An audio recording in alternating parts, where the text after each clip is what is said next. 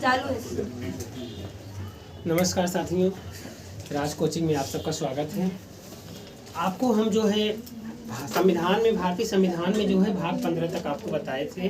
भाग 16 आज बताना है।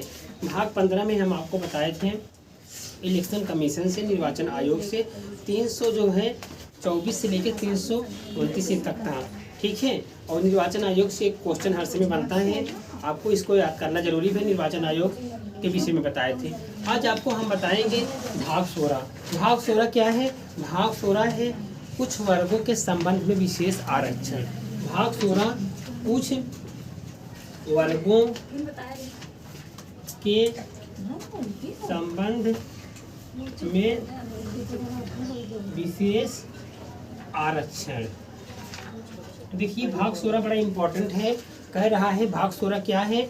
देखिए एक बार तो हम पूरे 22 भाग को देखेंगे। 22 भाग को देखने के बाद अब 16 भाग तो याद हो गया, कुछ वर्गों के संबंध में विशेष आरक्षण।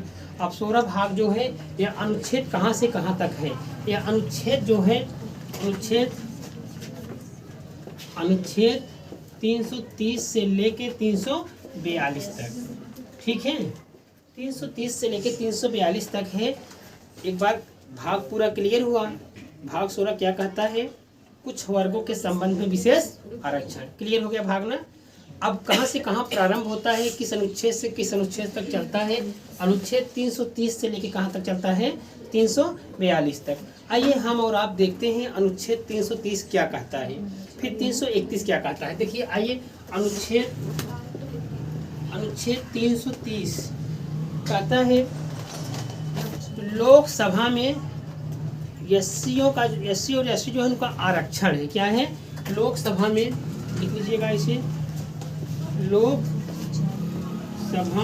में एससी और एसटी का आरक्षण। अनुच्छेद 330 ये बड़ा इंपॉर्टेंट अनुच्छेद है। 330, 31, 32 तक, लमसम 33 तक इंपॉर्टेंट हैं। अभी आपको हम बता दे रहे हैं कहाँ से कैसे हैं। तो 330 कहता है लोकसभा में एससी और एसटी के लिए क्या है? आरक्षण है, ठीक है। अब आइए हम आपको बताते हैं लोकसभा में हमारे पूरे देश में प्लस अपने यूपी में जहां हम हैं कितनी सीटें हैं। आपको हम इसके पहले बताए थे लोकसभा में अधिकतम जो है 552 सीट है पूरे भारत में थी अधिकतम, लेकिन इंग्लो इंडियन उसमें थे, वो हट गए हैं, 550 हो गए। चुनाव 545 में होता है।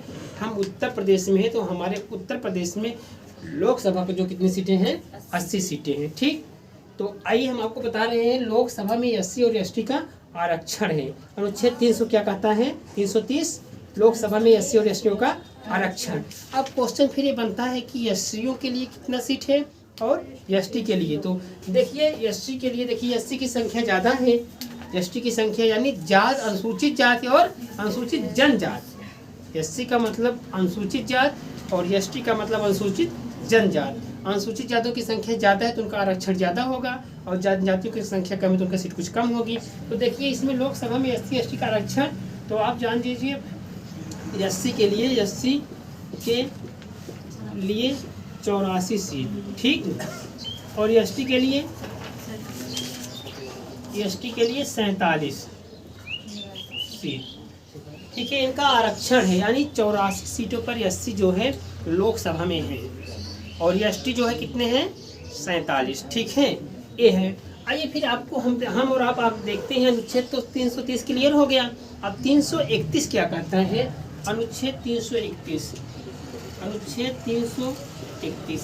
ये जो है अनुच्छेद 331 कहता है, कभी कभी देखिए हम आपको बताए थे इसमें जो है इंग्लो इंडियन में राष्ट्रपति 2 सदस्यों को क्या करता है? मनोनीत करता है। अब इंग्लो इंडियन कौन है, क्यों मनोनीत करता? देखिए इंग्लो इंडियन की संख्या बहुत कम है। इंग्लो इंडियन कौन होते हैं हम आपको बताए दे रहे हैं। जैसे जो यूरोप का हो, ठीक है, यूरोप का जो पिता हो, यहाँ से कोई शादी किया, उससे जो संतान पैदा होती है उसे हम क्या कहते हैं? इंग्लो इंडियन कहते हैं, ठीक है। तो इंग्लो इंडियन का मतलब अगर फादर्स अंग्रेज हैं, यहाँ से शादी करने के बाद जो संतान पैदा होती हैं उन्हें हम इंग्लो इंडियन कहते हैं। तो उनका प्रतिशत तो कम रहता ही है भाई, बहुत कम संख्या है। तो राष्ट्रपति 2 सदस्यों को अनुच्छेद 331 के तहत मनोनीत करता है।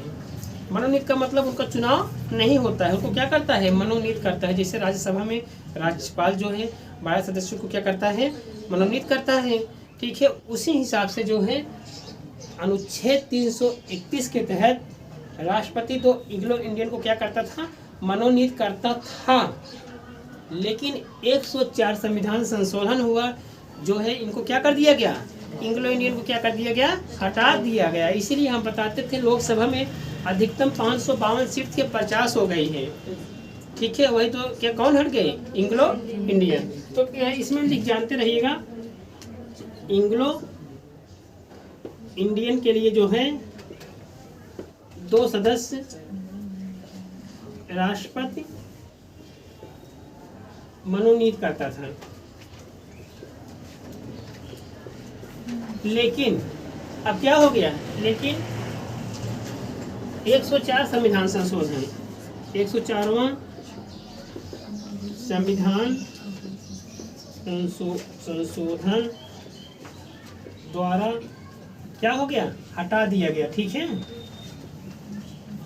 अब एंग्लो इंडियन जो है राष्ट्रपति जो है मनोनीत नहीं कर सकता। ठीक है, 330 क्लियर हुआ और 331 क्लियर हुआ ना।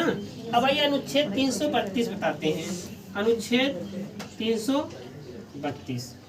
अब आप लोग समझ ही लीजिएगा कि एंग्लो इंडियन नहीं है। ठीक है, 552 अधिकतम लोकसभा की सीट है, चुनाव 545 में होता है, क्योंकि एंग्लो इंडियन को हटा दिया गया है। किसमें थे, अनुच्छेद 331 में कौन मनोनीत करता था, राष्ट्रपति।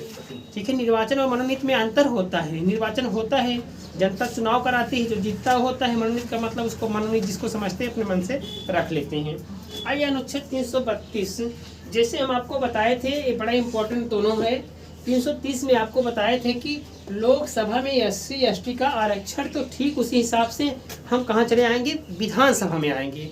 लोकसभा बताए थे, अब 32 में कहाँ आ गए, विधानसभा में। लिख लीजिए, विधानसभा में, विधान सभा में SC और ST का आरक्षण। अब तक देखिए 330 क्लियर हो, 332 एकदम साधारण है। 330 में कहाँ आरक्षण है, लोकसभा में, और 332 में कहाँ आ गए, कहाँ, राज्यसभा में, विधानसभा में। तो राज्यसभा नहीं, विधानसभा में। और केंद्र में जो लोकसभा है, लोकसभा के जो बहुमत दल का नेता होता है वो क्या बनता है, प्रधानमंत्री बनता है। जब हम आगे प्रदेश में तो विधानसभा होती है, प्रदेश में जो विधानसभा का जो लीडर होता है वो क्या बनता है, वहाँ PM तो यहाँ CM, सोझे इसे बैठाइए। तो इसमें जो है विधानसभा में SC ST का आरक्षण, देखिए उसमें तो 84 और जो है 47 सीट थी, लेकिन इसमें जो है जनसंख्या के हिसाब से है उस अलगाया नहीं। इसे अपने जौनपुर देख लीजिए, 9 विधानसभा सीट है, तो अपना मछली शहर देख लीजिए, मछली शहर ST के लिए सुरक्षित है। तो इस हिसाब से, उसी हिसाब से जहाँ जैसी जनसंख्या उनका मतलब आरक्षण दिया गया है।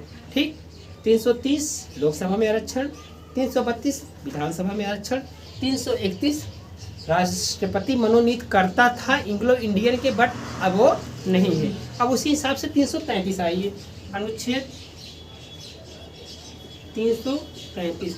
जब लोकसभा में राष्ट्रपति मनोनीत करता था, इधर आके, हाँ, इधर जो है विधानसभा में राज्यपाल मनोनीत करता है। ठीक है, लिखिए Anglo Indian, Anglo Indian, Anglo Indian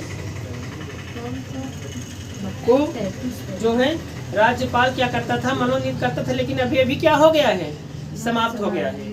104 संविधान संशोधन हुआ, इसमें जो है विधानसभा में वहाँ क्या था, 31 में एंग्लो इंडियन को 2 सदस्य राष्ट्रपति मनोनीत करता था, यहाँ हो जाएगा 337 में एंग्लो इंडियन को राज्यपाल 1 सदस्य को मनोनीत करता था। ठीक है, इंडियन को राज्यपाल एक सदस्य को मनोनीत करता था। लेकिन अब सब क्या हो गए हैं, क्या हो गए हैं, समाप्त हो गए हैं। कब समाप्त हुआ, 104 संविधान संशोधन जब हुआ तो एंग्लो इंडियन को क्या कर दिया गया, हटा दिया गया। आइए फिर एक बार एकदम समझा दीजिए, आपको समझ में आ ही जाएगा। 330 कहाँ आरक्षण, लोकसभा में। ठीक, और 332 कहाँ आरक्षण, क्लियर। 331 एंग्लो इंडियन राष्ट्रपति, 333 इंग्लैंड के राज्यपाल। लेकिन दोनों क्या हो गए हैं, समाप्त। कब समाप्त हुए, 104 संविधान संशोधन हुआ तब। एंग्लो इंडियन कौन थे, यूरोप के पिता यानी फादर्स, मदर इंडियन जो संतान पैदा होती है हम क्या कहते हैं, इंग्लो इंडियन। आइए देखिए अनुच्छेद 334।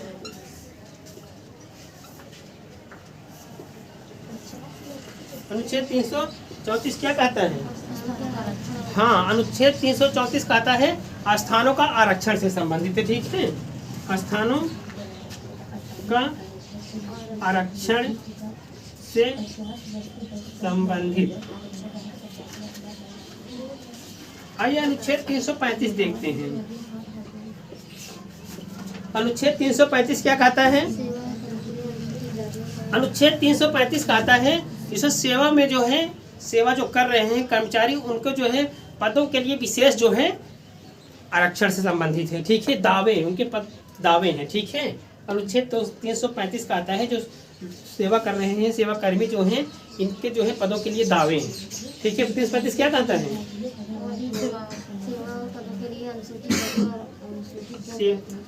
सेवा और शर्तों के लिए, लिख लीजिए, सेवा और शर्तों के लिए अनुसूचित जातियों और जनजातियों के दावे, ठीक है, शर्तों के लिए अनुसूचित जातियों और जनजातियों के दावे, ठीक है। अनुच्छेद 336 आ गया है, देखिए इसमें जो है विशेष उपबंध करके इम्पोर्टेंट नहीं है, बहुत खास 336, ठीक है। और 337 आ गया, हाँ 337 देखिए आंग्ल भारतीय जो होते हैं इनको जो है विशेष जो है उपबंध करती है सरकार। जैसे हमारा कहने का मतलब इस प्रकार समझिए 337 को, जैसे बहुत पहले प्राइमरी में जो पढ़ते थे उनको मतलब कुछ मिलता था, दाना वाना टाइप मिलता था, गेहूँ वहाँ कुछ मिलता था। अब क्या हो गया, अब सरकारी विद्यालय में देखिए भोजन बनता है, मिड डे मील की व्यवस्था है, फल भी मिलता है, तो अक्सर लोग क्या करते हैं वहाँ शिक्षा लेने चले जाते हैं। कुछ फायदा सरकार कुछ दे भी रही है, उसका फायदा उसके बाद शिक्षा मिल रही, उसी हिसाब से पहले कुछ आरक्षण मतलब मिलता था उनको, जैसे छात्रवृत्ति संबंधित समझ लीजिए, वही से संबंधित है अनुच्छेद 337, ठीक है। आंग्ल भारतीयों के लिए जो है उनको क्या है कुछ मतलब छात्रवृत्ति से संबंधित उपबंध है, ठीक है, लाभ है। अनुच्छेद 338 इम्पोर्टेंट है, ठीक है। अनुच्छेद 338 क्या है, अनुच्छेद 338 बताइए कोई, हाँ 338 इम्पोर्टेंट है, यही हम आपको समझाएंगे। राष्ट्रीय अनुसूचित जाति आयोग, देखिए इम्पोर्टेंट इसमें 338 का है, खा है 38 है, राष्ट्रीय अनुसूचित जाति आयोग। देखिए 338 इम्पोर्टेंट है, इसको ध्यान से समझिए। राष्ट्रीय अनुसूचित जाति आयोग, ठीक है। अब 338 में है, ये तो मूल संविधान में हमारे था कौन, 338 हमारे मूल संविधान में था, लेकिन 338 का औखा क्या हुआ है, जोड़े गए हैं। 338 का क्या है इसको हम आपको बताते हैं। अनुच्छेद 338 का है अनुसूचित जनजातियों के लिए आरक्षण, लिख लीजिए 338। तो राष्ट्रीय अनुसूचित जाति आयोग हमारे मूल संविधान में था, लेकिन जोड़ा कौन गया है, 38 का जोड़ा गया है। ये क्या है, राष्ट्रीय अनुसूचित जनजातियों के लिए। जात अनुसूचित जाति और जनजाति जानते हैं ना, अनुसूचित जाति और जनजाति जानते हैं, जो जाति हैं अनुसूचित वाले अनुसूचित जाति हैं, और जनजाति कौन है, आज जंगल वंगल में अपना रहते हैं बना के जो आते हैं बेचारे जनजातियाँ हैं, सबसे निम्न क्वालिटी की जनजाति हैं, इसलिए इनको तमाम प्रकार के आरक्षण दिया गया है, ठीक है, वो जनजाति होते हैं, ठीक है। और अनुसूचित जाति जान रहे हैं तो लिख लीजिएगा। 38 जो है का अनुच्छेद जो है 338 का क्या है, ये जो है राष्ट्रीय अनुसूचित जनजाति के लिए है, ये जो है जोड़ा गया था, ठीक है। राष्ट्रीय अनुसूचित जनजाति आयोग, ठीक है। ये जो है राष्ट्रीय अनुसूचित जनजातियों का जो 89वां संविधान संशोधन में जो है जोड़ा गया था, ठीक है, 2003 में, ठीक है। आइए आपको बताते हैं 338 का क्या कहता है। अनुच्छेद 300 इसको चलो इधर मिटाए दें, देखिए थोड़ा सा मिटा रहे हैं तभी हो पाएगा।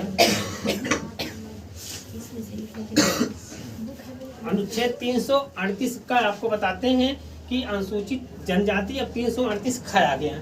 आइए देखते हैं अनुच्छेद 338 का हुआ है ना, खा है। ये होगा राष्ट्रीय पिछड़ा वर्ग आयोग।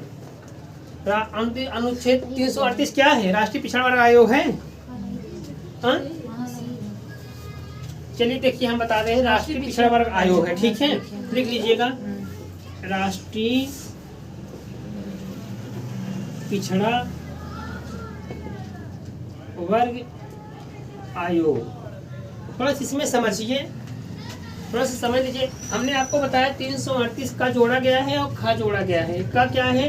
राष्ट्रीय अनुसूचित जाति जनजाति। जात तो जब आरती सेम था, मूल संविधान में राष्ट्रीय अनुसूचित जात था, लेकिन जनजात क्या हो गया? का में जोड़ा गया। नहीं समझ में आ रहा है? समझ में आ रहा है सर जी। जो अनुच्छेद 338 था, राष्ट्रीय अनुसूचित जाति आयोग था कब? जब संविधान बना था तब। लेकिन 89वां संविधान संशोधन में 38 का जोड़ा गया। किसके लिए? जनजातियों के लिए जोड़ा गया। ठीक है, इतना क्लियर हुआ। 89वां संविधान 2003 में हुआ। अब इसमें जो है इनका एक आयोग के एक अध्यक्ष उपाध्यक्ष होते हैं और 3 सदस्य और होते हैं अनुसूचित जनजाति में। ठीक है, एक अध्यक्ष होते हैं, एक उपाध्यक्ष होते हैं और 3 सदस्य और होते हैं। टोटल मिला कितने होते हैं? 5 होते हैं। ये जो है कैबिनेट स्तर के जो मंत्री होते हैं इनके बराबर इनको दर्जा मिलता है। ठीक है, कौन नियुक्ति करता है? भारत का राष्ट्रपति। भारत का राष्ट्रपति इनको नियुक्ति करता है। ठीक है, और ये जो है कैबिनेट मंत्री के बराबर इनका दर्जा मिला रहता है। इनके जो अध्यक्ष और उपाध्यक्ष होते हैं, एक अध्यक्ष होते हैं, एक उपाध्यक्ष होते हैं, 3 सदस्य और होते हैं। टोटल मिला कितने होते हैं? 5। आइए आपको बताते हैं राष्ट्रीय अनुसूचित जनजात हो गया। 338 का आता है राष्ट्रीय पिछड़ा वर्ग आयोग। देखिए पिछड़ा वर्ग आयोग ये बड़ा इंपॉर्टेंट है।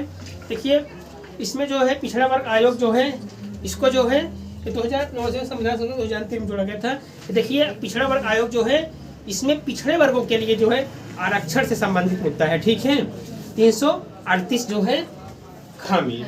ठीक है, इसके भी एक अध्यक्ष होते हैं, फिर उपाध्यक्ष, 3 और सदस्य होते हैं। 5 सदस्य ये भी टीम होती है, जिसको आवश्यकता पड़ती है, कभी कोई समस्या होती है तो अपने आयोग में जाके अपनी बात को रख सकता है। ठीक है, राष्ट्रीय पिछड़ा वर्ग आयोग।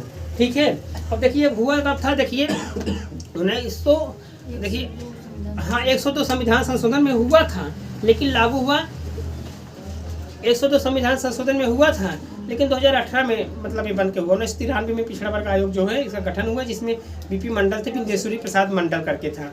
एक बार तो बहुत पहले हुआ था 1980 में काका कालेलकर जो थी पिछड़ा वर्ग से संबंधित थे। ठीक है, लेकिन लागू हुआ 1993 में।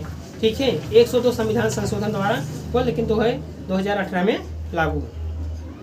ठीक है, पिछड़ा वर्ग आयोग, इसमें जो है एक अध्यक्ष होते हैं और एक उपाध्यक्ष होते हैं और 3 सदस्य होते हैं। इसमें जो है इसके जो अध्यक्ष होते हैं एक कैबिनेट स्तर के मंत्री के बराबर इनको दर्जा प्राप्त होता है। इसके बाद जो है 338 का हो गया। अब 339 आ रहा है 40। ठीक है, उसके बाद 41, 39, 40 में 339 था पिछड़ा वर्ग से, लेकिन 340 पिछड़ा वर्ग आयोग। ठीक है, आइए अनुच्छेद 340 पिछड़ा वर्ग आयोग, यही था बीपी मंडल। ठीक है, बीपी मंडल आयोग जो था, इसी पे सिफारिश की थी। कितना परसेंट आरक्षण है ओबीसी का? 27%। ठीक है, बिंदेश्वरी प्रसाद थे। ठीक है, पिछड़ा वर्ग 340 क्या है? पिछड़ा वर्ग आयोग। 41 क्या है इसको बता देते हैं। अनुच्छेद 341, अनुच्छेद 342। तो देखिए जो पिछड़ा वर्ग आयोग कब जोड़ा गया था, किसी को पता है? 340 पिछड़ा वर्ग आयोग कब जोड़ा गया था? ये 340 जो पिछड़ा वर्ग आयोग है कब जोड़ा गया बताओ, कोई बता सकता है? हाँ 102 संविधान जब संशोधन हुआ था, लेकिन 2018 में। ठीक है, हाँ 103 संविधान संशोधन 2018 में। ठीक है, 103 2018 में, 89 में 2002 में जोड़ा गया। ठीक है, एक बार देख लीजिएगा।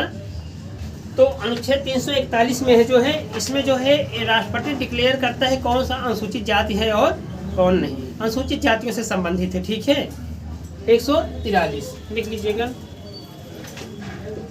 अनुसूचित जातियों अनुसूचित जातियों के संबंध में। इसमें क्या होता है, भारत का राष्ट्रपति डिक्लेयर करेगा कौन से अनुसूचित जाति हैं, कौन से नहीं, किसको अनुसूचित जाति में शामिल किया जा सकता है, किसको नहीं किया जा सकता है। ठीक है, अनुच्छेद 342 क्या है? हाँ, जब वहाँ 41 में अनुसूचित जात हुआ तो 342 में क्या हुआ? अनुसूचित जनजात। लिख लीजिए, अनुसूचित जनजात से संबंधित। ठीक है, ये आपका हुआ 300 भाग 16 तक हो गया, 342 तक हो गया। ठीक है, खास करके 330 आपको एकदम जबान पे रहना चाहिए, 332 याद रहना चाहिए, उसके बाद 338 याद करना चाहिए, 340 विंदेश्वरी प्रसाद मंडल जिसे जो है बीपी मंडल जिसे हम कहते हैं। ठीक है, इसमें जो है ओबीसी को 27% आरक्षण की बात की थी, कब संविधान संशोधन हुआ, इसको एक बार आप लोग देख लेंगे।